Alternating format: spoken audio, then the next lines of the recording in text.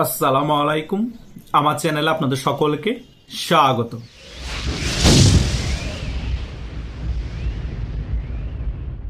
আমি আপনাদেরকে বলেছিলাম 12ই ফেব্রুয়ারি মামুভাইগা নির্বাচনের পরে যদি বিএনপি ক্ষমতায় আসে 6 মাসের মধ্যে এই এনসিপি দলটা নাই হয়ে যাবে।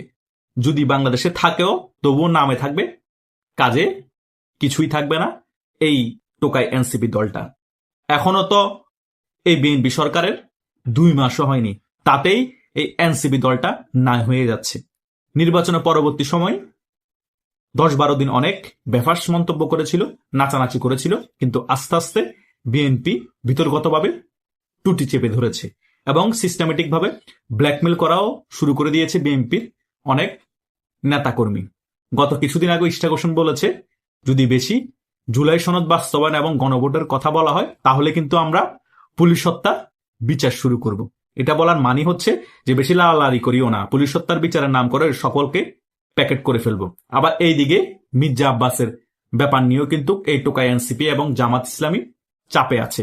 মির্জা আব্বাসকে, নাহিদ হোসেন পাটোয়ারিকে দিয়ে জামাত ইসলাম যেভাবে অপমান করিয়েছে, যেভাবে অপমানিত হয়ে মির্জা আব্বাস এখন হাসপাতালের বেডে শুয়ে আছে ব্রেন এ রক্তক্ষরণের ফলে।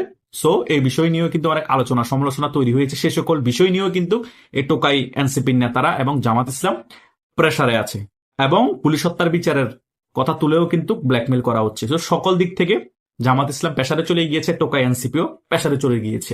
যতই হম্বি তম্বি দেখানোর কথা ছিল সেটা কিন্তু এই 1 মাস যেতে না যেতে কিন্তু আর দেখাতে পারছে না, থেকেও মনে হচ্ছে এনসিপি নাই।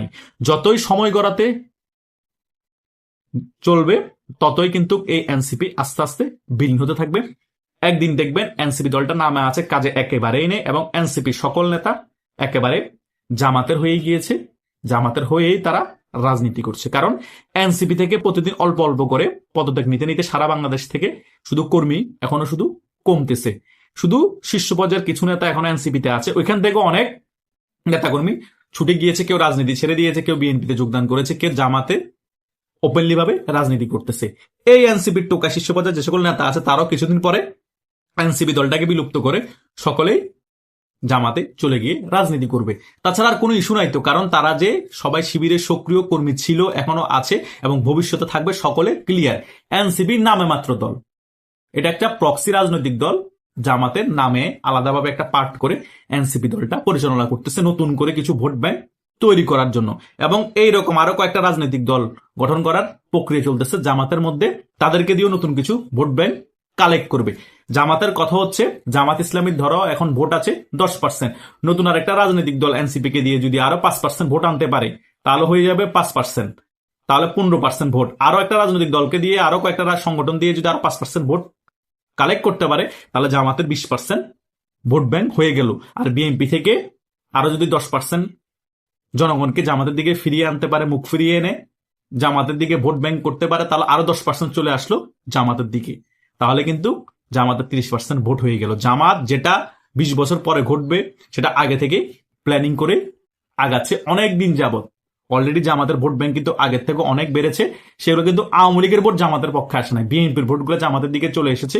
তরুণ যারা আছে তারাও এনসিপির ফলোয়ার হওয়ার কারণে তাদেরকে টাকার লোভ দেখিয়ে, তাদেরকে বিভিন্ন সিস্টেমিক সুযোগ সুবিধা দিবে এই সকল লোভ দেখিয়ে, চাকরির লোভ দেখিয়ে জামাতের দিকে ধাবিত করে ফেলেছে। সো বিএনপি দুর্বল হচ্ছে, জামাত শক্তিশালী হচ্ছে, এদিকে আওয়ামী লীগ দুর্বল হচ্ছে না, আওয়ামী লীগ আগেও যা ছিল এখনো তা। সো জামাতের উত্থানটা বিএনপির জন্য ক্ষতি, কারণ আওয়ামী লীগ সবসময় জামাতের বিপরীত মেরুতে অবস্থান করবে, এটা আমরা সকলেই জানি। বিএনপি মধ্য জায়গায় আছে, তাদের কোনো আদর্শ নেই। তারা কতক্ষণ মুক্তিযুদ্ধের আদর্শ ধারণ করে, কতক্ষণ জামাতের আদর্শ ধারণ করে। কিন্তু বাংলাদেশের মধ্যে দুইটা রাজনৈতিক দল আছে, তারা কখনো বিলীন হবে না, তাদের সঠিক আদর্শ আছে, কট্টর তারা। জামাত তাদের আদর্শে, সেটা ভুল হোক বা খারাপ হোক, সেটাতে তারা খুবই কট্টর। আওয়ামী লীগও তাদের যে আদর্শ আছে, মুক্তিযুদ্ধের পক্ষের আদর্শ, বঙ্গবন্ধুর আদর্শ, সেটাতে কট্টর। কিন্তু বিএনপি কিছু মুক্তিযুদ্ধের আদর্শ আছে, কিছু জামাতের আদর্শ আছে, কিছু কমিউনিস্টের আদর্শ আছে, মিক্সার একটা রাজনৈতিক দল মনে হয় বিএনপিকে, তাদের কট্টর আদর্শ নেই। সে কারণে বিএনপি জনসমর্থন থাকলো, আন্দোলন সংগ্রামে বিএনপি জামাত এবং আওয়ামী লীগের মতো অ্যাগ্রেসিভ হতে পারে না। সে কারণে ধীরে ধীরে ধীরে ধীরে জামাত সিস্টেমেটিক ভাবে ব্যাপারটা বুঝতে পেরেছে, বুঝার ফলে বিএনপি থেকে আস্তে আস্তে জনসমর্থন কমিয়ে জামাতের দিকে নিয়ে আসছে।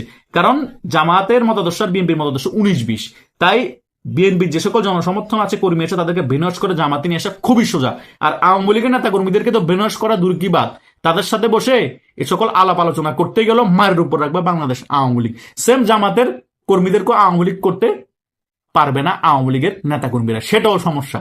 কিন্তু বিএনপিকে আওয়ামী লীগও করা যাবে, কর্মীদেরকে জামাতও করা যাবে। তাদের কট্টর মতাদর্শ নাই। কারণ মতাদর্শ কিভাবে থাকবে, তারা মিক্স হয়ে গিয়েছে, বুঝতে পেরেছেন?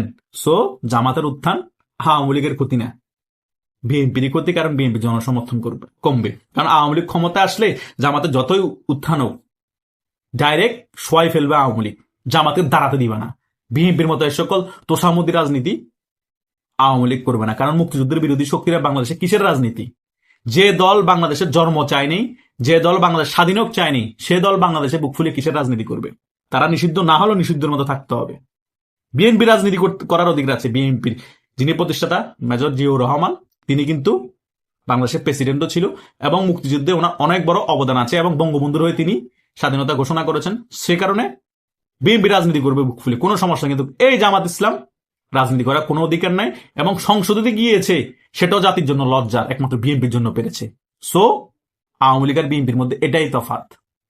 আওয়ামী লীগ কখনো এই মুক্তিযুদ্ধ বিরোধীদেরকে ছাড় দেয়নি, দিবেও না। অনেকে এখন বলতে পারবে 1996 সালে তো জামাতের সাথে জোট করেছে। ভাই, ওটা সিস্টেমেটিক রাজনৈতিক জোট, কিন্তু ছাড় দেয়নি। আওয়ামী লীগ কি জামাত ইসলামের কোন নেতাদেরকে মন্ত্রী বানিয়েছে, ফ্ল্যাগ তুলে দিয়েছে?